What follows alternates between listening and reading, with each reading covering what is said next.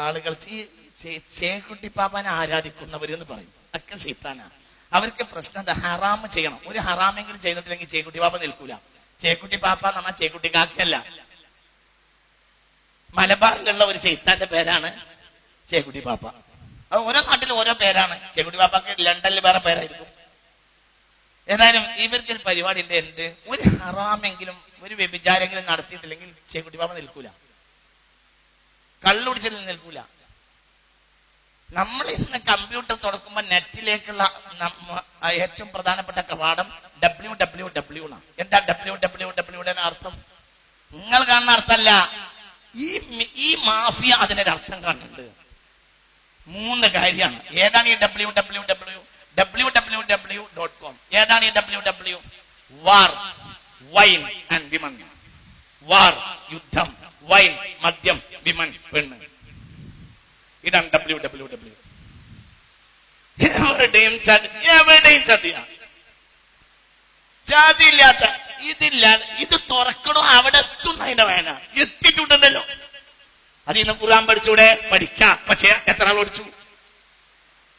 വാർ, ഈ വിഭാഗം ലോകത്ത് നടത്തിയ നായാട്ടിന് കണക്കില്ല. ഇന്നും പറഞ്ഞല്ലോ, കുട്ടികളെ കുട്ടികളെ കൊല്ലൂല്ലേ, പെണ്ണുങ്ങളെ കൊല്ലുമല്ലോ. എന്തുകൊണ്ട്? അവരുടെ വീക്ഷണം ഏതാ? അവരുടെ മകനാ ഡാർവിൻ. ഡാർവിൻ പറഞ്ഞ എന്താ? ദജ്ജാലാ ഡാർവിൻ. മുത്ത് റസൂൽ വരുന്നതിന് മുമ്പ് 30 പെരുങ്കള്ളന്മാര് വരുന്ന റസൂൽ പറഞ്ഞിട്ടുണ്ട്. ഒരു ദജ്ജാലാരാ? ഡാർവിനാ. എന്താ അവൻ പറഞ്ഞത്? അള്ളാഹ് പറഞ്ഞതിന് നേരെ ഡാർവിൻ പറഞ്ഞു മനുഷ്യൻ കുരങ്ങനുണ്ടായി. കുരങ്ങിനെ പറ്റി അള്ളാഹ് എന്താ പറഞ്ഞു? നീചന്മാരായ കുരങ്ങായിക്കോളും. അപ്പോൾ ഖുർആൻ പരിചയപ്പെടുത്തിയ നീചവർഗമാണ് കുരങ്ങ്. ഡാർവിൻ എന്തേ പറഞ്ഞേ? മനുഷ്യൻ കുരങ്ങനുണ്ടായി. അള്ളാഹ് പറഞ്ഞേ വലഖദ് കറംനാ ബനി ആദം. പൊളിഞ്ഞു. അപ്പൊ നീചരല്ലേ? പിന്നെ നീചരല്ലാത്തൊരു വിഭാഗമുള്ളൂ, പടച്ചോന്റെ മക്കൾ. അതാരാ? ജൂതന്മാര്. അപ്പൊ ആരെയും കൊല്ലാലോ. മറ്റൊരു ജൂതന്മാർ നീചന്മാരല്ലേ? മനസ്സിലായില്ല. ഡാർവിനോ ഇവര് കുരങ്ങനുണ്ടായാലല്ലേ? മറ്റൊരു പടച്ചോന്റെ മക്കളല്ലേ? പടച്ചോന്റെ മക്കൾക്ക് ആരെയും കൊല്ലാലോ. ഇത് കുരങ്ങനെ പോലല്ലേ? ചതിയ. ഇതൊക്കെ ഒന്നാ. കമ്മ്യൂണിസം ഉണ്ടായത് 1848 ജൂതൻ ആശയരംഗത്ത് തിരിമറി നടത്തി. ജൂതൻ 1848 കമ്മ്യൂണിസം ഉണ്ടായി. 1857 ഡാർവിനിസം ഉണ്ടായി. 9 കൊല്ലത്തെ വ്യത്യാസമാണ്. ഇവർ തമ്മിൽ ഭയങ്കര ബന്ധ. ചാൾസ് ഡാർവിനും കാൾ മാർക്സും ഒക്കെ ചതിയ. ഇതിന്റെയൊക്കെ പിന്നിലാരാ? ശൈത്താൻ. പിന്നല്ലാതാരാ? ഡാർവിനിസം ശൈത്താന്റെതാണ്. കാരണം ഒരു ന്യായം ഉണ്ടാക്കണല്ലോ. ഒരാള് ഒരു ന്യായം ഉണ്ടാക്കണം. മനുഷ്യനെ കൊല്ലാൻ ന്യായം വേണം.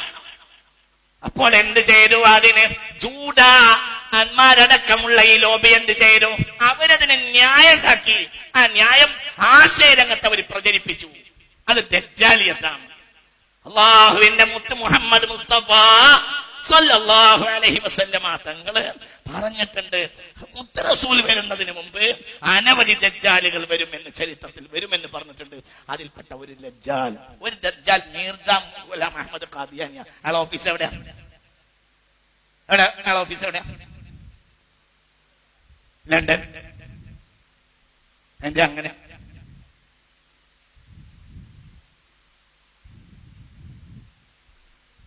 ഇത് കൊടുക്ക്, ഇത് കൊടുക്ക്, ഇതിക്ക് കൊടുക്ക്. ദജ്ജാല് 30 ദജ്ജാലുകൾ വരും. പിന്നെ മസീഹ് ദജ്ജാൽ വരും. പുണ്യ റസൂൽ പറഞ്ഞിട്ടുണ്ട്. അതിൽ ചെറിയ ദജ്ജാലും വലിയ ദജ്ജാലും എല്ലാം ഉണ്ട്. ലോകത്തെ ഉസ്മാനിയ ഖിലാഫത്ത് തകർത്തതാരാ? ഇവർ. എന്തുകൊണ്ട്? ഇന്നെങ്ങാനും ഉസ്മാനിയ ഖിലാഫത്ത് ഉണ്ടായിരുന്നെങ്കിൽ തോറ്റാൻ പറ്റൂല. എന്തിനാ 1-ാം ലോക മഹായുദ്ധം ഉണ്ടാക്കിയത്? ഉസ്മാനിയ ഖിലാഫത്ത് തകർക്കാൻ വേണ്ടി. എന്തിനാണ് 2-ാം ലോക മഹായുദ്ധം ഉണ്ടാക്കിയത്? ലോക ശ്രദ്ധ ബ്രിട്ടനിലേക്കും അമേരിക്കയിലേക്കും തിരിക്കാൻ വേണ്ടി. അതിന് മുസ്ലിം രാജ്യങ്ങളിൽ മുസ്ലിം രാജ്യങ്ങളിൽ കഴിവുറ്റ ലക്ഷക്കണക്കിന് ചാരന്മാരെയാണ് ബ്രിട്ടൻ ഏർപ്പാട് ചെയ്തത്. കഴിവുറ്റ ലക്ഷക്കണക്കിന്. ഇതാ ചിന്തിക്കുക, എല്ലാവരും പെട്ടുപോയി. അതിൽ ആരൊക്കെ പെട്ടു? മുസ്ലിം നേതാക്കന്മാർ പെട്ടുപോയി. മുസ്ലിമിനെ അറിഞ്ഞു പെട്ടു അറിയാതെ പെട്ടു എന്ന് എനിക്കറിയില്ല, പക്ഷെ പെട്ടു. അള്ളാഹു നമ്മളെ കാത്തിരക്ഷിക്കട്ടെ. എന്താ ചെയ്തത്? മുസ്ലിമീങ്ങളെ ഭിന്നിപ്പിച്ചു. ഇന്ന് ഒരു കാലത്ത് റഷ്യയുടെയും അമേരിക്കയുടെയും സ്ഥാനത്ത് ഒരു കാലത്ത് ഉസ്മാനിയ ഖിലാഫത്ത് തുർക്കിയ തൊടാൻ പറ്റൂല. ലോകത്തെവിടെയെങ്കിലും ഒരു മുസ്ലിമിന് പ്രയാസമുണ്ടായാൽ ഓടി വരാൻ മുസ്ലിമീങ്ങൾക്ക് ആസ്ഥാനമുണ്ടായിരുന്നു. ഈ ആസ്ഥാനത്തെ തകർക്കാൻ വേണ്ടിയാണ് ഒന്നാം ലോക മഹായുദ്ധം ഉണ്ടാക്കിയത്. മുസ്ലിമീങ്ങളെ ഖിലാഫത്ത് തകർക്കാൻ ഇത്രയേറെ ഒരു വേദനിക്കുന്നൊരു സംഗതിയില്ല. ഉസ്മാനിയ ഖിലാഫത്ത് തകർക്കാൻ വേണ്ടി ഏറ്റവും പണിയെടുത്ത ആളാണ് ജമാലുദ്ദീൻ അഫ്ഗാനി. അയാളാരാ? വഹാബി. അയാളാരാ? ബ്രിട്ടീഷുകാരാണ്. പഠിക്ക്, നിങ്ങൾ ചിന്തിക്കണം.